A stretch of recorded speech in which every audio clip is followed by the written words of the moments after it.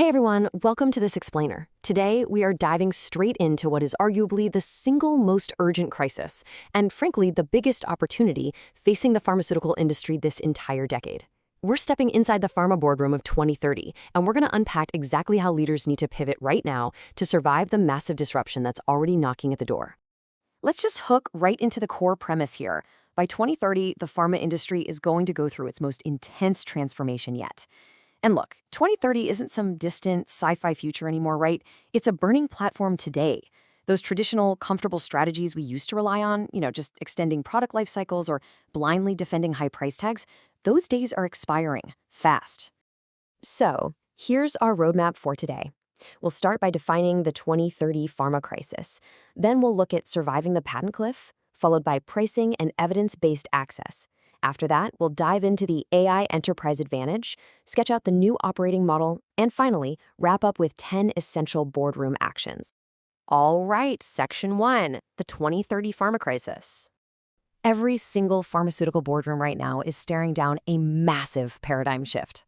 And it's being driven by exactly three powerful converging forces hitting all at the exact same time. We're talking massive patent cliffs, intense global pricing pressure, and complete AI disruption.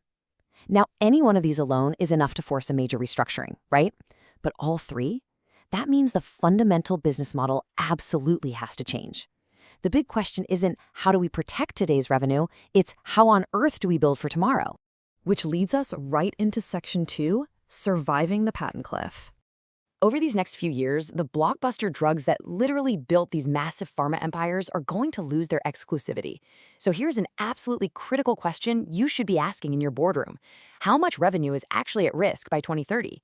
Because if your company depends heavily on just a handful of blockbusters, a patent expiry isn't just a bump in the road. It's a massive enterprise-level threat. You've got to ask yourself, how strong is your replacement pipeline? Are you just banking on individual products, or are you actually building continuous, resilient platforms?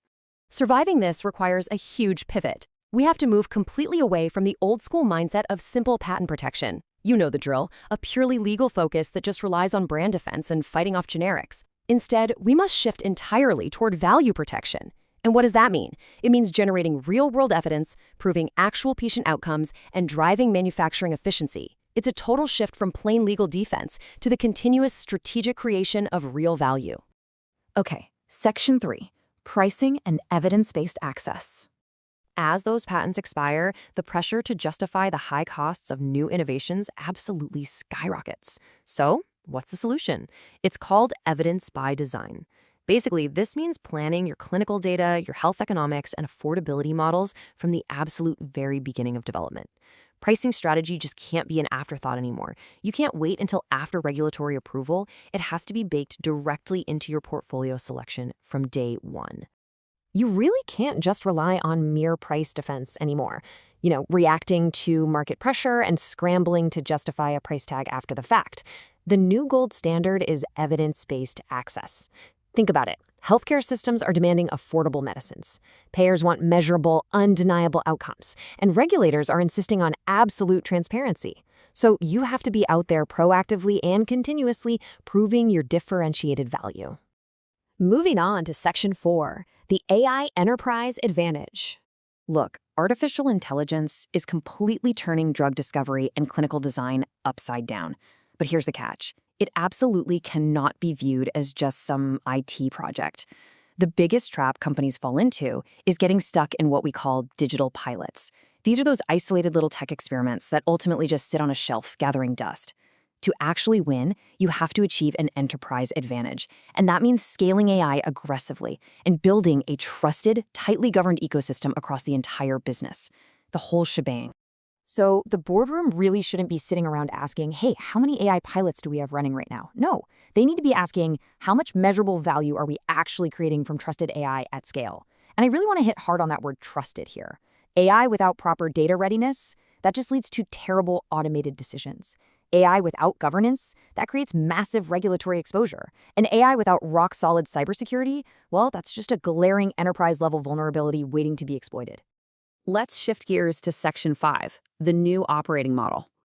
All right, so we've unpacked the massive threats, the patents, the pricing, the AI disruption. Now we have to pivot to the actual solution. And to win, you need a Pharma 4.0 operating model built on a few deeply integrated pillars. First up is portfolio resilience, so you can actively monitor that revenue at risk. Second is evidence and access excellence. Third, AI-enabled productivity. And fourth, smart manufacturing and quality 4.0. Listen, R&D, manufacturing, and commercial strategies simply can't exist in their own little silos anymore. They have to integrate seamlessly. Now, building that foundation relies incredibly heavily on digital trust and cybersecurity. Why? Because Pharma 4.0 completely falls apart without trusted data. You're also going to need a really aggressive ecosystem strategy. You have to partner with tech firms, with academia, because honestly, you cannot build the future alone. And finally, the ultimate pillar. None of this works without workforce transformation. Your people absolutely, positively must be trained in AI literacy and data automation. And that brings us to our final section. Section 6, 10 Essential Boardroom Actions. It's time to convert all this high-level philosophy into a concrete, tactical execution plan.